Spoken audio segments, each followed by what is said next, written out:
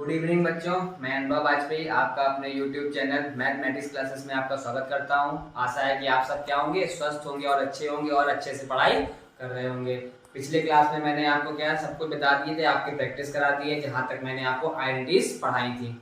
अब देखिए आपका एक नया टॉपिक लेके आए हैं, क्या, ट्रिग्नोमेट्रिक टेबल में। इससे क्या होगा, सीधे आपकी वैल्यू से क्वेश्चन पूछे जाते हैं और इस पे भी हम प्रैक्टिस करेंगे। और आज दो टॉपिक, यानी कि आज हम लोग थ्योरी का पोर्शन जो पढ़ लेंगे, उसके बाद 90% टॉपिक खत्म हो जाएगा ट्रिग्नोमेट्रिक का। ओके, फिर केवल हमारा कुछ आईसीएससी में एक टॉपिक छोटा सा बचता है कि उनमें थोड़ा सा मतलब एक हट के चीज है, उसको मुझे देखना पड़ेगा कि यूपी बोर्ड में वो है कि नहीं। सीबीएसई में तो नहीं है, लेकिन यूपी में मुझे चेक करना पड़ेगा कि ऐड तो नहीं कराया गया है। अगर ऐड कराया गया होगा तो मैं कंबाइन करके फिर पढ़ा दूंगा उसको। ट्रिग्नोमेट्रिक टेबल, ये आपको पहली बात क्या होनी चाहिए, मैं एक साइड बजा रहा हूँ, आप इसकी फोटो लेके स्क्रीनशॉट ले लीजिएगा। आपने स्क्रीनशॉट इसका ले लिया होगा। अब इसकी टेबल आपको पूरी क्या करनी है, पहली बात तो आपको क्या क्या करना है इसमें, ये टेबल आपको पूरी लर्न होनी चाहिए, एनी हाउ आपको लर्न होनी चाहिए। बाकी इसको अन्य तरीकों से किया जा सकता है, याद करके बनाई जा सकती है, वो अलग बात है, लेकिन आपको बिल्कुल आपसे सीधे 1030 पूछिए, आपको याद होनी चाहिए, 30 पूछिए आपको पता होना चाहिए। क्योंकि जब आप क्वेश्चन में डायरेक्ट वैल्यू यूज करेंगे तो आपका टाइम बचेगा और आप जल्दी सवाल कर लेंगे। ओके, तो पहले तो आपको सीधे मैं बता दूं ये वैल्यू कैसे है। जैसे मैंने यहाँ पे साइन, कॉस, टेन, कॉट, सेक और कॉसेक लिख रखा है, ठीक है, यही हमारे रेशियोज है, इतने ही हमें पढ़ने हैं। अब मैंने यहाँ कोई एंगल नहीं लिख रखा है, आप देखिएगा, ठीक है, मैंने यहाँ कोई भी एंगल नहीं पुट किया है। एंगल इसलिए नहीं पुट किया कि अगर आप यहाँ साइन 0 रखेंगे तो सारी साइन 0 और कॉस 0, टेन 0, कॉट 0, सेक 0 ये हो जाएगा। ऐसे सेक 30 लेंगे तो साइन 30, अगर आप 30 में लेते तो साइन 30, उसके नीचे ये लिखा है। अगर आप cos 45 लेते हैं, कोई 45 ले लेते हैं, तो 6 रेशियोज की 45 की वैल्यू आपके सामने यहाँ पे लिखी हुई है, ठीक है। तो एक एक करके हम आपको वैल्यू सबकी एक बार बता देते हैं और फिर कुछ छोटे छोटे इन्फॉर्मेशन है इसके बारे में, वो मैं आपको जानकारी दे दूंगा इससे। जैसे कि साइन 0 की वैल्यू क्या होती है, 0 होती है। साइन 30 की क्या होती है, 1/2 होती है। साइन 45 की 1/√2 होती है। साइन 60 की √3/2 होती है। और साइन 90 की क्या होती है, 1 होती है। cos 0 की 1 होती है। cos 30 की √3/2 होती है। cos 45 की 1/√2 होती है। cos 60 की 1/2 होती है और cos 90 की 0 होती है। ऐसे ही हमारी tan 0 की 0 होती है। tan 30 की 1/√3 होती है। tan 45 की 1 होती है। tan 60 की √3/2 होती है और tan 90 की हमारी इनफिनाइट होती है। इसको हम लोग क्या बोलते हैं, इनफिनाइट पढ़ते हैं, याद रखिएगा, हिंदी बोलते हैं अपरिभाषित, ठीक है। ऐसे ही हमारी cot 0 की भी इनफिनाइट होती है और cot 30 की cot 30 की √3 होती है। cot 45 की 1 होती है और हमारी cot 60 की 1/√3 होती है। cot 90 की हमारी 0 होती है। sec 0 की 1 होती है और sec 0 की हमारी क्या होती है, 1 होती है। sec 30 की 2/√3 होती है। sec 45 की √2 होती है और sec 60 की 2 होती है और sec 90 की फिर से इनफिनाइट होती है। cosec 0 की फिर से इनफिनाइट होती है और cos 30 की 2 होती है। cosec 45 की √2 होती है। cosec 60 की यहाँ पे गलत लिख गई है, 2/√3 होती है। क्या होती है, 2/√3, ठीक है, 2/√3 होती है। और cosec 90 की क्या होती है, हमारी 1 होती है। अब इसमें करना क्या है आपको, जैसे आपने साइन की याद करी कि साइन 0 की 0, साइन 30 की 1/2, साइन 45 की 1/√2 और साइन 60 की √3/2 और साइन 90 की 1। तो आप देखिए, अगर आप पीछे से चलेंगे तो पूरी ये वैल्यू लिख जाएगी। cos की कैसी, जो cos साइन 90 की होती है वो cos 0 की होती है। जो साइन 60 की होती है वो cos 30 की होती है। जो साइन 45 की होती है वही cos 45 की होती है। जो cos 30 की होती है वो जो साइन 30 की होती है वो cos 60 की होती है। जो साइन 0 की होती है वो cos 90 की होती है। यानी आप साइन की याद करिए और cos की रिवर्स करिए तो cos की याद आएगी। फिर आप tan की याद कर लीजिए। अब cot की याद करनी है आपको, जैसे अगर आपको क्या करनी है, cot की याद करनी है, जैसे cot 30 की, cot है tan 30 की क्या याद करी आपने, 1/√3। तो cot क्या होता है हमारा, रेसिप्रोकल होता है किसका, tan का, यानी cot का उल्टा क्या होता है, tan का उल्टा cot होता है। तो अगर tan की वैल्यू 1/√3 है तो cot 30 की वैल्यू क्या होगी, √3, यानी कि उल्टा हो जाएगा। ऐसे tan 60 की हमारी क्या होती है, √3, तो cos 60 की क्या हो जाएगी, इसी का रेसिप्रोकल कर दीजिए, क्या हो जाएगा 1/√3। ऐसे आप अगर आपने क्या sin 45 की याद करिए तो sin का रेसिप्रोकल क्या होता है cosec, और cosec 45 की क्या हो जाएगी, इसका रेसिप्रोकल √2। cosec जैसे आपने sin 60 की याद कर ली है, कितनी होती है √3/2, तो sin का रेसिप्रोकल cosec, तो इसका 60 का रेसिप्रोकल करेंगे क्या होगा 2/√3। ऐसे ही आपको सारी वैल्यू लगभग याद हो जाएंगी। अब आपको करना क्या है, जैसे कि ये इनफिनाइट लिखा है, तो इनफिनाइट का मतलब एक्चुअली में क्या होता है, एक देखिए हमारा होता है, एक हमारा होता है 1/0 और एक होता है हमारा 0/1। इनमें से केवल एक ही वैल्यू क्या होती है, एक वैल्यू होती है 0 और एक वैल्यू होती है इनफिनाइट। ठीक है, तो कौन सी इनफिनाइट होती है, ये कैसे पता चलता है, देखिए आप, ये हमारा हर है और ये अंश है, यानी ये डिनोमिनेटर है और ये हमारा क्या है अंश है, तो हमेशा हर से अंश में भाग किया जाता है। तो जब आप यहाँ डिवाइड करना शुरू करेंगे तो क्या होगा, हमेशा हम क्या करते हैं यहाँ पे बिग वैल्यू रखते हैं, तो आप 0 1 जा करेंगे तो भी 0 आएगा, 0 2 जा करेंगे तो भी 0 वही आएगा। तो आप यहाँ कुछ भी लिख लीजिए, यहाँ पे क्या आना है 0 ही आना है, आपका 1 हमेशा आता ही चला जाएगा, यानी ये आपकी ऐसे क्या हो जाएगी इनफिनाइट चली जाएगी। अगर आप 1 का डिवाइड क्या करेंगे 0 में देंगे, 1 बन जा 1 में, तो नीचे कभी भी हम क्या रखते हैं बड़ी वैल्यू नहीं रखते हैं, ये डिवीजन का रूल है, हमेशा छोटी वैल्यू रखते हैं। 1 बन जा 1 हो जाएगा, ज्यादा होता है 1 0 जा 0 करेंगे आप और ये हमारा आंसर आ जाएगा। ठीक, तो यानी देखिए इसके माने क्या होता है 0 और इसके माने क्या होता है, इसके मीन्स होता है इनफिनाइट। तो कहीं भी आपको 1/0 दिख जाए, इनफिनाइट को आप किससे रिप्लेस करा सकते हैं, इनफिनाइट को आप 1/0 से रिप्लेस करा सकते हैं और 0/1 को आप किससे रिप्लेस करा सकते हैं, सीधे सीधे 0 से। ऐसा मैंने क्यों कहा, ये देखिए, जैसे कि हमारी क्या था, ये था sin 0 की वैल्यू कितनी थी 0, यानी sin 0 की वैल्यू 0 है, तो 0 अगर हम इसको फ्रैक्शन बनाएंगे तो नीचे हमेशा 1 होगा, यानी यहाँ नीचे 1 लिखा है। अब अगर आप cosec पे आएंगे तो cosec 0 का मतलब क्या हुआ, इसका रेसिप्रोकल यानी 1/0, और 1/0 का मतलब क्या होता है इनफिनाइट, मैंने बताया अभी, तो ये क्या हो जाएगा इनफिनाइट हो जाएगा। ऐसे ही और देखिए होगा, ये है हमारा क्या tan 90। ठीक है, अब tan 90 कैसे इनफिनाइट होता है, ये देख लीजिए आप, tan 90 आपको बता देते हैं कैसे इनफिनाइट होता है। जैसे हमारा ये लिखा है tan 90, ठीक, tan 90 को हम किससे चेंज करा सकते हैं, sin 90 अपॉन cos 90। अब sin 90 की वैल्यू क्या होती है 1, ठीक है, और cos 90 की क्या होती है 0। तो जब आप tan 90, मैंने क्या बताया अभी क्या होता है 1/0 हमेशा क्या होता है, 1/0 हमेशा क्या होता है इनफिनाइट होता है।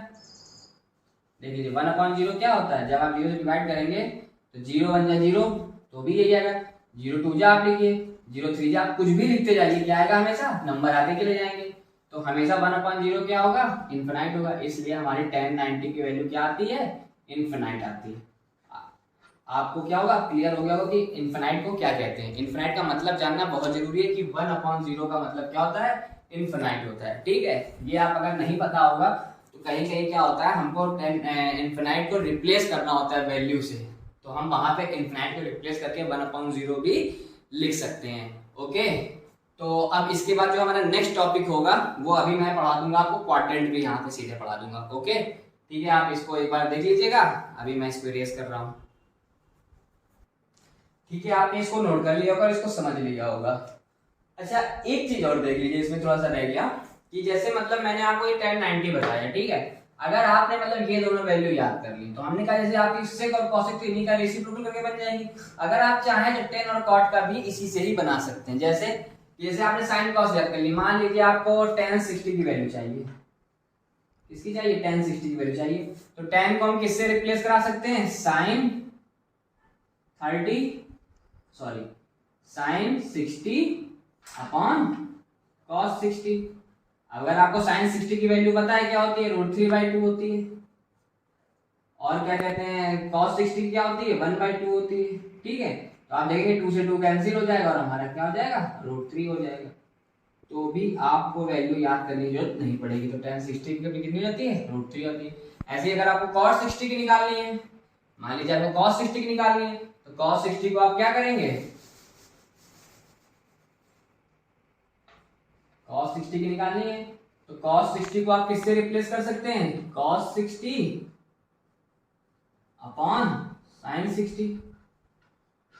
cos 60 की वैल्यू क्या होती है 1/2 और sin 60 की कितनी होती है √3/2, क्योंकि 2 से 2 कैंसिल हो जाएगा और हमारा आंसर कितना आ जाएगा 1/√3। तो cos 60 की कितनी आ जाएगी 1/√3। ऐसे भी आप वैल्यू निकाल सकते हैं, ठीक है। ये देखिए cos 60 की क्या है हमारी 1/√3। आप कोई भी वैल्यू, अगर इन दोनों की याद करने के बाद आप किसी की भी फॉर्म कर सकते हैं, लेकिन फर्स्ट आपको ये याद ही होनी चाहिए। याद करने से आपका जो बेनिफिट होगा वो ये बनाने से नहीं होगा, लेकिन मैंने आपकी जानकारी के लिए आपको सिखाने के लिए ये सब चीजें बता दी है, ठीक है। अब मैं इसको इरेज कर रहा हूं। तो देखिए अब आपके सामने ये है हमारा trigonometric ratios of complementary angles. Hindi में इसको बोलते हैं पूरक कोणों के त्रिकोणमितीय अनुपात। क्या बोलते हैं, पूरक कोणों के त्रिकोणमितीय अनुपात। थोड़ा सा कॉम्प्लीमेंट्री एंगल्स याद रखिएगा, ठीक है। क्या बोलते हैं, पूरक कोणों के त्रिकोणमितीय अनुपात हिंदी में, और इंग्लिश का ट्रिग्नोमेट्रिक ऑफ कॉम्प्लीमेंट्री एंगल्स, ठीक है। इसमें क्या होता है, इसमें थोड़ा सा ये क्वाड्रेंट आप समझ लीजिएगा। अगर आपने 9th में क्वाड्रेंट ज्योमेट्री पढ़ी होगी तो थोड़ा सा आपको इस क्वाड्रेंट के बारे में पता होगा। इसको बोलते हैं कार्टेशियन प्लेन। क्या बोलते हैं, कार्टेशियन प्लेन। हिंदी में क्या बोलते हैं, कार्तीय तल। हिंदी में बोलते हैं कार्तीय तल, ठीक है। इंग्लिश में बोलते हैं कार्टेशियन प्लेन। हिंदी में क्या बोलते हैं, इंग्लिश में बोलते हैं कार्टेशियन प्लेन, ठीक है, कार्टेशियन प्लेन। तो इसमें क्या होता है, इसमें जो होता है हमारा, ये होता है फर्स्ट क्वाड्रेंट, ये होता है सेकंड क्वाड्रेंट, ये होता है थर्ड क्वाड्रेंट और ये होता है फोर्थ क्वाड्रेंट, ठीक है। ये हमारे चार क्या होते हैं, अक्षांश होते हैं। नहीं सॉरी, हिंदी में क्या बोलते हैं इसको, हिंदी में कुछ बोलते हैं तल। यानी कि ये हो गया हमारा फर्स्ट क्वाड्रेंट, सेकेंड क्वाड्रेंट और थर्ड क्वाड्रेंट और फोर्थ क्वाड्रेंट, ठीक है।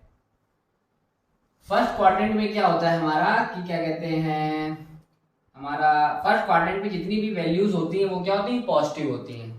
अब वैल्यूज का मतलब यहाँ पे क्या है, वैल्यूज का मतलब ये हमारे जितने भी रेशियोज होते हैं, यानी कि ऑल रेशियोज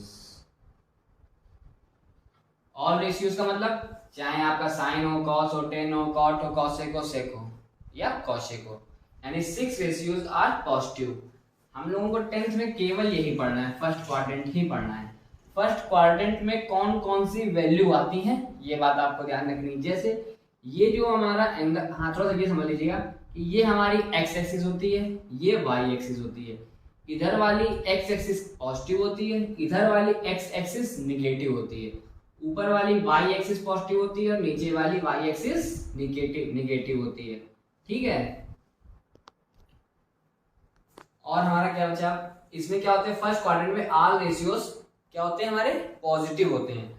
कौन कौन से एंगल्स इसमें आते हैं, जैसे ये एंगल हमारा होता है 90, ऑल एंगल्स आर 90 इसमें जितने भी, ये वाला, इधर वाला भी 90 होता है, इधर वाला भी 90 होता है, इधर वाला भी 90 होता है। जैसे हम यहाँ से जब अपना चलना शुरू करेंगे, जैसे मैंने ये रखा है हमारा, ठीक है। अब हम यहाँ से बढ़े तो ये 0 है हमारा, 0 से ऊपर उठेंगे 1 2 3 4 5 6 ऐसे 30 60 17 18 और ये यहाँ तक 90 तक आएगा। यानी इसके अंदर जितनी भी वैल्यू होंगी वो सब 90 से क्या होंगी, कम ही होंगी। 90 पे जैसे ही आप आएगा तो आप वाई एक्सिस पे एंटर कर जाएंगे, ठीक है। यानी इस क्वाड्रेंट पे आपकी जो भी वैल्यू आएंगी वो क्या आएंगी, लेस देन 90, ठीक है। इतना आप समझ सकते हैं, लेस देन 90 आएंगी। तो यानी कहने का मतलब हम इसका जो अगर बोले तो 90 माइनस थीटा इस पे आएगा। अब इससे कुछ चेंजेस होते हैं। चेंजेस कैसे होते हैं, इसके चेंजेस मैंने ये लिख रखे हैं, देखिए। अगर आपको sine 90 minus theta first quadrant में तो क्या होता है, कॉस थीटा होता है। कॉस 90 माइनस थीटा क्या होता है, साइन थीटा होता है। टेन 90 माइनस थीटा क्या होता है, कॉट थीटा होता है। कॉट 90 माइनस थीटा क्या होता है, टेन थीटा होता है। और सेक 90 माइनस थीटा कॉसेक थीटा होता है। कॉसेक 90 माइनस थीटा क्या होता है, सेक थीटा होता है। यूजेस क्या है इनके, हालांकि जब मैं इसके, हेलो बच्चों, सॉरी थोड़ा टेक्निकल इशू हो गया था, इस वजह से वीडियो बीच में क्या हो गया, कट गया है। तो मैं आपको इसी एग्जांपल बता रहा था, ठीक है। क्या आपको इस एग्जांपल में रखना है कि जैसे कि जब आपको इसको अच्छे से आप इसके एग्जांपल में समझ पाएंगे, ठीक है। अब जैसे मान लीजिए मैंने एग्जांपल लिया cos 30, ठीक है। cos 30 को आप क्या लिख सकते हैं, जैसे ये 30 की जगह पे हमारा क्या है, थीटा हुआ, ठीक है, cos थीटा। तो cos थीटा को क्या ब्रेक कर सकते हैं हम लोग, sin 90 माइनस थीटा लिखा है, थीटा की जगह क्या लिखेंगे, 30 लिखेंगे, ठीक है। अब जैसे कि हमारा ये 90 में से 30 माइनस करेंगे कितना आएगा, sin 60 आएगा, ठीक है। sin 60 और cos 30 की वैल्यू क्या होती है, वेरीफाई करा रहा हूँ सिर्फ मैं आपको। तो cos 30 कितना होता है, cos 30 आपने टेबल में याद किया कितना होता है, cos 30 होता है √3/2 और sin 30 भी टेबल से कितना होता है, √3/2। देखिए क्या हुआ, आपस में दोनों इक्वल आ गए, ठीक है। ऐसे इनका हमें यूज कर लेना, जैसे कहीं पे अगर हमारा cos 30 लिखा तो हम sin 60 उसको चेंज करके लिख सकते हैं। cos 30 को हम लोग sin 90 माइनस 30 लिख सकते हैं और sin 90 माइनस 30 हमारा क्या देगा, इसको माइनस करेंगे तो क्या हो जाएगा, हमारा sin 60 हो जाएगा। ऐसे sin 90 माइनस थीटा क्या होगा, cos थीटा होगा, ठीक। ये सिर्फ एग्जांपल इसलिए बताया था कि ये वेरीफाई हो जाए कि जो ये लिखी वैल्यू होती है ये आपस में क्या होती हैं, इक्वल होती हैं, ठीक। तो बच्चों आज के लिए इतना ही है, ठीक है। अब मैंने आपको जो दो चीजें आज पढ़ाई है, एक टेबल पढ़ाई है वो आपको याद करना है और ये छोटा सा टॉपिक कराया है जो आपको ये वैल्यू आपको ये फॉर्मूले आपको अच्छे से लर्न कर लेने हैं। इस पे बेसिस मैं आपको क्या करा दूंगा, क्वेश्चन की प्रैक्टिस करा दूंगा और आज से फिर आपका लगभग 2 दिन हमारी प्रैक्टिस चलेगी और हमारा ट्रिग्नोमेट्रिक चैप्टर फिनिश हो जाएगा। Okay, thank you.